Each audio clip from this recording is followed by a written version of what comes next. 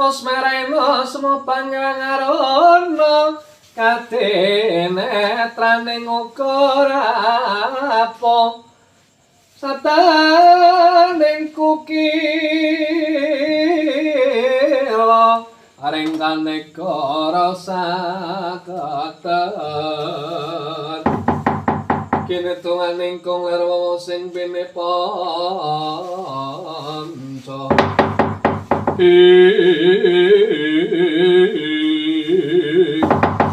Barat aning madyaning alun-alun negara Ngastina kon kunggulahe pawongan sing jenenge Antasena kang paning gogat negara Ngastina kok paling pethuke wujune kethek botatek lotung monyuk nyaknyuk nek pancen bisa tata jalma sawa Anoman kang dadi aranku Anoman papan para nyata saka ing pertapan Kendari Sada barisan saka ing negara ngendi lan sapa kang dadi jenengmu yo Srayane Duryudana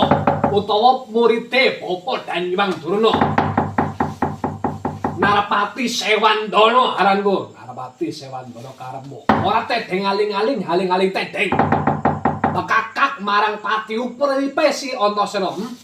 jalaran apa wanuh-wani gogat negara Ngastina tanpa mbuang layang penantang apa bane iso Antasena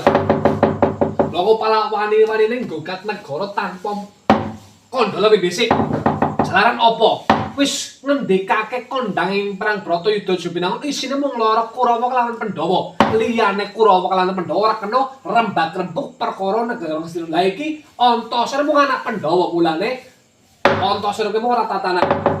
pateni bangga sebatene putih tak rampungi arawe rantas malang-malang putung langap-langap patun ngucap ngumbara swara ora sandadak